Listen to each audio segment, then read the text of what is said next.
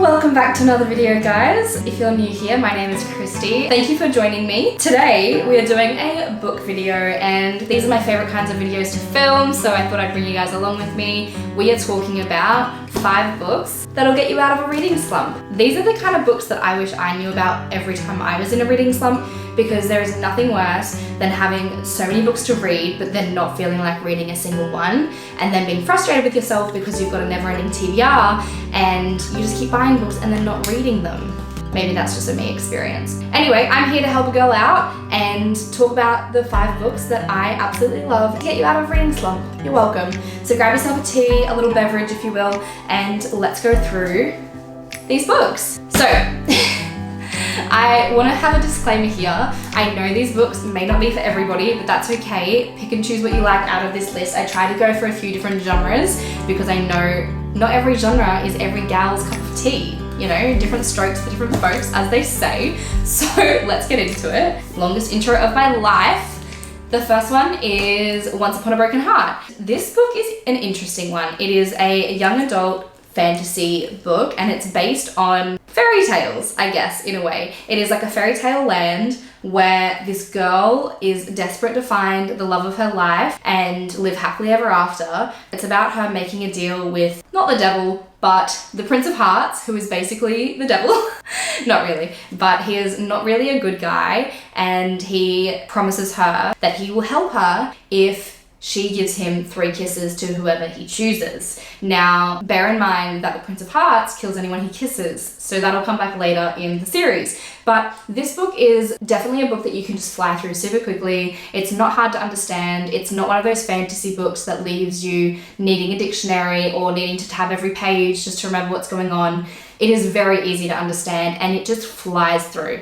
What I will say about this book though is that it is all plot.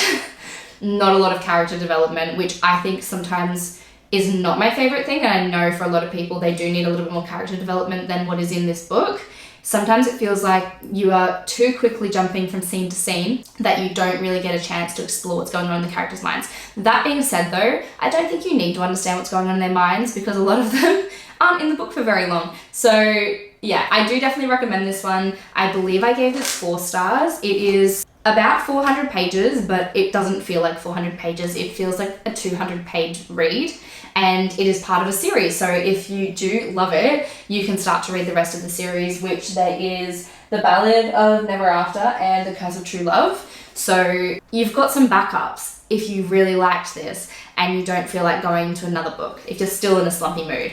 After this as well, you have the Caraval series, which I haven't read yet, but I have heard they're very good. Apparently you're supposed to read them before this one, but apparently they're harder to get into. So if you're looking for a book to get you out of a slump, read this one first. The next book I literally just finished today, and I flew through this. I think I read this in about 3 days, and it is A Good Girl's Guide to Murder. I do know this has just been adapted into a series, I believe. I don't know where on, maybe Amazon or Stan. I don't know. Anyway, this is such a great book. It's another YA. I'm not usually a YA girly, but this one was different. Like, it didn't feel YA to me. It's based on a 17-year-old, so it is young adult, I guess. She is going to do a school project on a murder that happened in her town 5 years ago. It was a double homicide, I guess you could call it, where the girl who was murdered, her body was never found, and then the guy who they suspect killed her committed suicide a few days later. So it basically is just about her believing that the guy is actually innocent and didn't kill himself. Her going through all of the evidence to try to prove he is not guilty. It is actually really, really interesting because there are so many little bits of evidence that you get to read. Like, you get to read text messages, interview notes, you get to read her log of what she believes is happening, newspaper clippings. Like, it literally has everything. So you never really feel like you're just stuck in the dialogue or the plot of the book because you're constantly trying to figure out what's going on. So this one is a great read if you just need something to make you feel like reading but not really feel like reading at the same time. Like, you feel like you're doing a little Cluedo session, and it is just really, really good. And the ending of the book was really, really good as well. I can confirm because I finished it today. The next one is not a new book. It's been around for a really long time and it is a bit controversial controversial, but that book is Verity. Is this a good book? No. I would not argue this is a good book. It is not a great book. It is not a thought-provoking book. Not really. But it is a gripping book and it will get you out of a reading rut. It basically follows a girl who is a writer who is struggling really hard, and she goes into a house so she can ghostwrite for this woman who writes very popular books. And this woman, she doesn't know at the time, is bedbound and unconscious. That makes her sound like she's been kidnapped. No, she's just very unwell medically, so she's bedbound and she is unconscious because of that. In a coma is the word. Oh my god, unconscious. Anyway, so she is there with Verity, who is the woman in the coma, and her husband and her children. She starts to figure out that maybe Verity wasn't in a medically induced coma, maybe something happened to her. And it's about the mystery of what has actually happened to her, and there's like a lot of death in the family as well. That seems a bit mysterious, like maybe it wasn't what everyone thought happened with the death of the people. I'm not going to give too much away, but it is a very quick book to read. It is only 320 pages, so super short, and there's a lot of different media to read in the book as well. Like, because Verity is a writer and this girl is a ghostwriter, you get to read some of the passages from the novel that Verity was writing, and that gives you context what was happening before she got there. So very, very interesting, gripping, keeps you on your toes. Not a 5-star read, but will definitely get you out of a reading rut.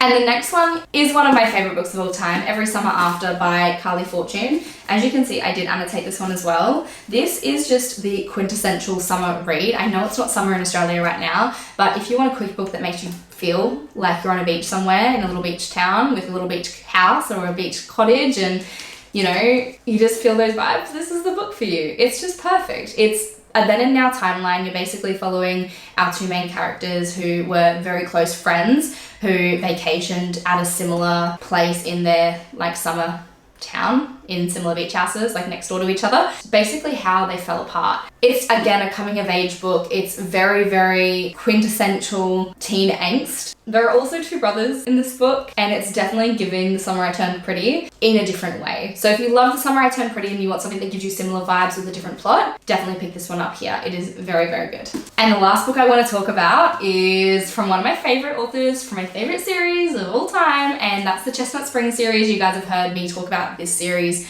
so much, but I think this book was one of the books that got me back into reading. It is Flawless by Elsie Silver. It's the first book in the Chestnut Springs series where we're following Summer and Rhett. I don't know who names these people. It's very strange.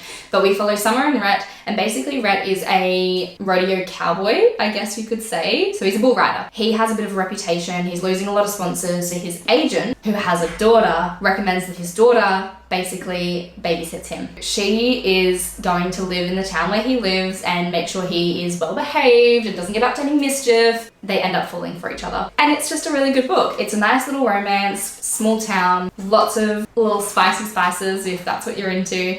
And I just found it was so quick to read. I think this one's about 400 pages, but it really doesn't feel like 400 pages because it is part of a series, and the series are all interconnected standalones. It doesn't feel like you're dragging through a whole series to get to like a finale, because each book is about a different brother in this small town, in this family in Chestnut Springs. So you can just pick them up whenever you want if you're feeling like getting back into that world, and it's not like there's a lot to remember in the past books to assist you with reading the next book in the series, if that makes sense. So yeah, that is definitely one of the books that I would recommend if you're in a reading slump, because they're just so easy to pick up and you'll fly through it and you'll have a great time. Wow, we really flew through that video. So they are all of the books that I would recommend if you're in a reading slump. Definitely let me know your recommendations of what you think are the best books for people in reading slumps, because I'm always after books that are easy to read, good to fly through, but end up being really valuable books that you love. So let me know what you guys think, but these are my picks. So have a great day, guys. I'll see you in the next video. Bye.